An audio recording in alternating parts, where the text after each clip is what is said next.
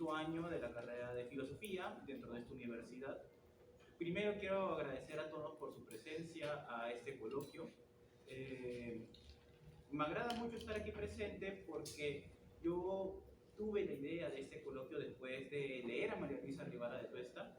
Me pareció muy extraño haber estado en la carrera de filosofía y recién a inicios de este año o el año pasado conocer a esta autora acerca de la filosofía peruana. También quiero agradecer al Instituto de Investigaciones de Lógica y Filosofía por apoyarme en las investigaciones y por apoyarme como retomando a Rivara. Y aquí surge mi idea. Cuando yo empecé a leer a Rivara, tuve este pensamiento de ¿por qué desconozco este autor? Puede ser que uno, yo no haya sido muy influenciado por los pensamientos peruanos o haya sido mal estudiante. Pero otra idea que me surgió es porque tampoco es muy, ¿cómo decirlo?, promovida. Similar sucede cuando conocí a otro autor peruano, que era David Sobrevilla, y cuando me fui interesando un poco más adentro, encontré una infinidad de autores con ideas interesantes que nunca me habían comentado antes. Solíamos quedarnos en los clásicos grandes pensadores europeos, incluso algunas veces sí llegamos a tocar pensadores extranjeros como los orientales, pero igual seguían predominando otros pensamientos. El título de mi ponencia es El problema de las fuentes filosóficas para la constitución de una filosofía peruana. A lo que voy es una parte metodológica, es a las fuentes y a los autores que vamos a tomar.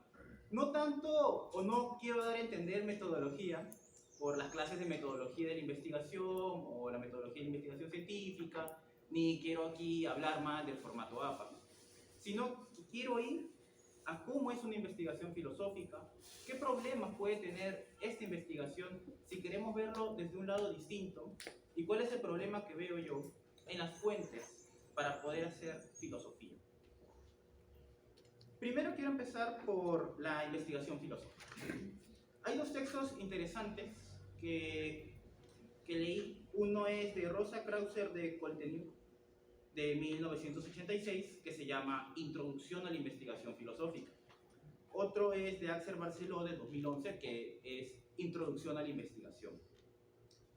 En ambos, rescato la idea de que una investigación dentro de filosofía va a darse primero por la selección del tema, que debe ser un problema filosófico. La pregunta debe ser filosófica, que debe escogerse una bibliografía adecuada a la pregunta. Y cuarto, y este también es muy importante, la metodología, el método de investigación filosófica, ¿no? Dialéctica, la cartesiana, trascendental, entre otros. El primer problema que veo es el problema, la selección del problema filosófico. Tenemos una costumbre, y aquí incluso cuando estaba leyendo un texto de filosofía del derecho, me encuentro con una frase, me encuentro con una introducción que no me agradaba, que decía que la filosofía solo nace, solo surge de una filosofía anterior a esta, lo cual a mí me hacía pensar en un círculo vicioso. Entonces, ¿cuál es la primera filosofía? La fuente principal de la filosofía es una filosofía estructurada anterior a la mía, entonces yo no podría crear una filosofía aparte de otro motivo. Entonces, ¿de dónde se creó la primera filosofía? Todas las filosofías serían un círculo vicioso, como cierta frase que menciona que toda la filosofía es un pie de página a Platón. Pero me pongo a pensar, hay cuestiones que Platón no ha experimentado. Hay cuestiones como las inteligencias artificiales que Platón no tenía en mente.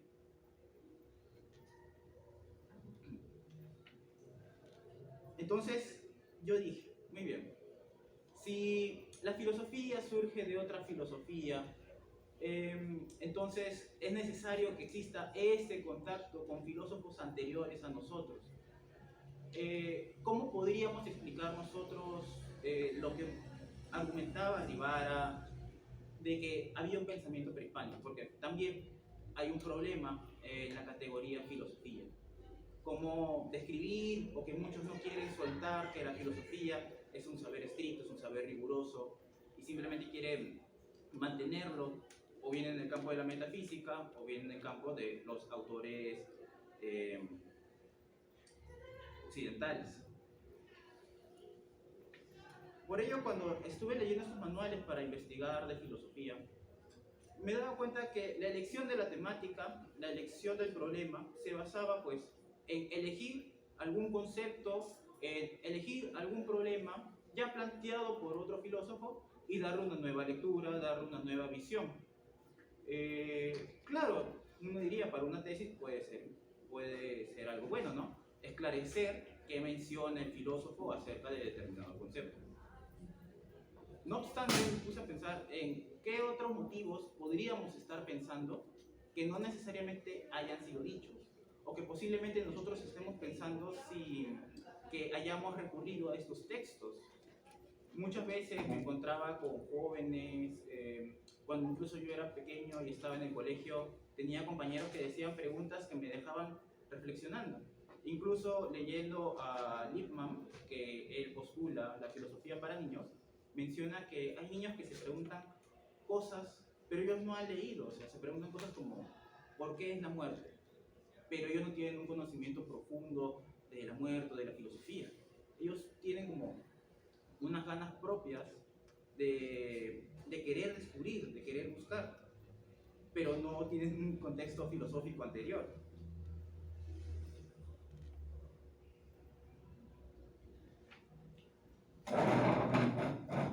Entonces, continúo. Que las fuentes de la filosofía hasta ahorita se han visto restringidas por el punto de una filosofía que es continuación de otra. Asimismo, esta filosofía no podría tener, ¿cómo decirlo?, una autenticidad. No obstante, este problema de la autenticidad de la filosofía, de la autenticidad del pensamiento, incluso de la filosofía latinoamericana, va a escapar por los momentos de esta ponencia. Porque ahorita yo primero quiero ver los problemas que hay de las fuentes, ya que esta es la primera parte de un ensayo que estoy redactando.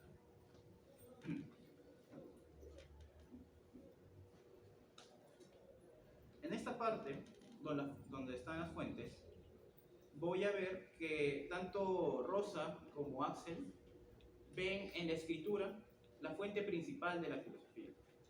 Todas las obras han sido escritas, todo es escrito, nada se escapa de la escritura. Y aquí es donde veo algo muy interesante que se menciona en los cronistas, que menciona Rivera de Tuesta, y por qué no puede existir una filosofía antes de la llegada de los europeos. Porque no es solamente que una filosofía nace de una filosofía anterior, sino que necesariamente tiene que ser una fuente escrita. Y veo que cuando se menciona o se hace hincapié en que por qué la filosofía no puede surgir de otro lado, se menciona que ese es es una pequeña reflexión, pero no es una reflexión propiamente dicha como filosófica. Lo cual nos lleva a verificar esta tesis que comparten muchos autores. ¿Existe filosofía peruana o existe una filosofía prehispánica? ¿Por qué? Un tema principal fue de que los incas no tenían una escritura, tenían lenguaje, tenían un nivel abstracto, tenían un nivel racional, y eso está comprobado ya sea en su arquitectura, en sus artes, en sus artesanías, en sus cerámicas, pero no tenían una forma de redacción, o al menos eso es lo que muchas veces se han comentado. En los propios textos de Huamaco Malayala, de Murua, se encuentra de que sí tenían una forma de escritura, pero era una forma muy compleja para los españoles, que ellos no lo consideraron como una escritura, sino lo consideraron como un sistema de recuerdos por medio de nudos y de colores, ¿no? Aquí me estoy refiriendo a los quipus. Entonces, los quipus, tanto para los cronistas, tenían esta visión de memoria más que de escritura, que dicho sea de paso, la escritura también es en parte memoria. Quien nos dice que una palabra sí tiene la esencia del objeto del cual es referente. No obstante, eso también puede escaparse un poco de esta ponencia. Y aquí hay otra idea muy importante. Cuando mencioné que el español tenía o no entendía esta parte de los quipus, se está dando un punto de vista acerca de las crónicas que hemos recuperado, tanto la de Garcilaso, Guamán Humala Ayala, entre otros, que es que no son crónicas escritas, si bien son crónicas escritas por personas que descendían de los incas o de culturas autóctonas, no tenían el pensamiento puro. ¿Por qué? Lo escribían en español. Las categorías que llegaron a Perú en esta época de la conquista fueron categorías escolásticas. Entonces hubo una confusión categorial al momento de crear las traducciones o las traducciones de la transmisión oral del quechua al español. Carlos Araníbar escribe que hubo un problema. Cuando Guamán Humala Ayala trata de traducir, está el problema en que solamente existía la A y U. Era muy difícil poder traducir todo el sistema cultural inca, todo el sistema cultural de la lengua quechua al español, y hubieron confusiones. También hubieron confusiones categoriales al momento de querer pasar conceptos. Por ejemplo, y esto lo ve Rivara de Tuesta, cuando se quiere hablar de Viracocha, ellos, los españoles, los cronistas españoles, ponían Dios. Pero en serio, Viracocha era el dios de los incas, y se menciona que no, simplemente que hubo un error, porque cuando se transmitía el pensamiento y se decía la fuerza superior a todos que nos vigila o es lo que nos mueve, motiva, las personas dijeron, es Dios, porque para nosotros es Dios. Pero no se pusieron a preguntar, oye, pero ellos deben tener una cultura distinta, ¿por qué no indagamos más profundamente en ellos? Y no, simplemente ajustaron los comentarios que lograron recopilar y lo mezclaron o asemejaron a las categorías escolásticas que tenían en ese entonces. Y esos fueron los estudios que hemos tenido hasta los momentos de hoy, dando cuenta de que también eran fuentes pues, secundarias, voy a decir. Y aquí traigo a colación otro problema que presento en las fuentes para crear una filosofía peruana. Las primeras son unas fuentes primarias. Yo por fuentes primarias voy a comprender aquel conocimiento directo, que bien puede ser la naturaleza o bien puede ser el texto original. Entonces, cuando yo hablo del texto original, no me estoy refiriendo a que me voy a comprar ahorita la fenomenología del espíritu, la mejor traducción. No, me refiero a el texto en alemán. Cuando me refiero a un texto original, estoy refiriendo a la idea que quería imprimir el autor en el libro. Lamentablemente en las traducciones vamos a encontrar de que no solamente es un proceso, no solamente es una idea, sino que es la interpretación que tuvo otro autor, que si bien puede ser especialista, igual se le puede escapar un pequeño atisbo que tuvo el autor original. Bajo esta idea, nosotros, en Perú al menos, para la consolidación de estas fuentes que nos piden, tenemos mucha deficiencia. No solo porque no se traduzca la obra, sino porque la traducción puede ser mala, la traducción no puede condensar el pensamiento del autor. Y cuando queremos exponer o hablar algo de filosofía, siempre se presentan estas mismas críticas, ¿no? Cuando alguien empieza a investigar, que este concepto no quiere decir tal cosa, que en determinado periodo este concepto tenía otro significado, que en esta religión se entendía esta palabra por otro término, y así, dando un desequilibrio entre cuando quieres investigar por, digamos, pasión a investigar académicamente. Las fuentes secundarias son las que ya mencioné, las traducciones, recopilaciones, manuales, entre otras. Y también muchas son desvaloradas.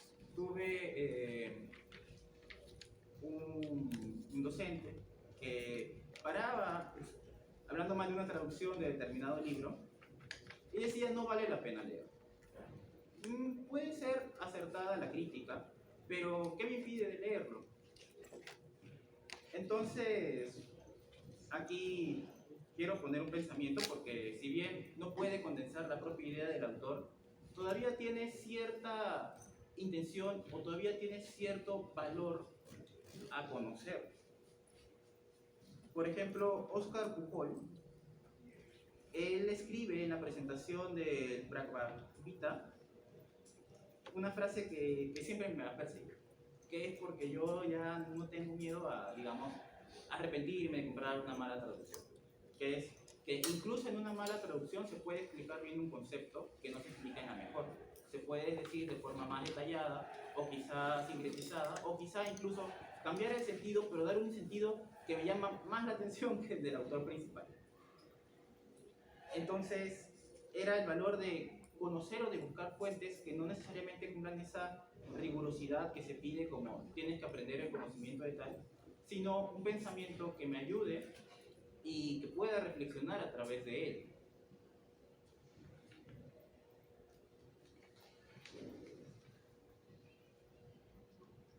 Esta reflexión no va a ser una reflexión, digamos, somera, no va a ser una reflexión de una primera vista y después voy a decir, no, ya no, aquí me quedo, no. Claro, siempre debe haber un poco de crítica y de autocrítica a lo que estemos pensando. Como me solían recomendar cuando escribo, que escriba un día y lo deje pasar 3 días al menos para volver a leer y ver si mi idea realmente está transmitiendo lo que yo quiero decir. Similar cuando leamos estas traducciones, similar cuando hagamos los primeros experimentos. Regresando al tema de la escritura y de la filosofía, como que solo se puede crear desde la filosofía. De este modo, se va a negar cualquier tipo de filosofía que no sea una consecuencia de lo que ya está establecido como un canon filosófico. Y obviamente esto va a ser transmitido. Cualquier mala interpretación que exista de estos autores tampoco será considerado como filosofía.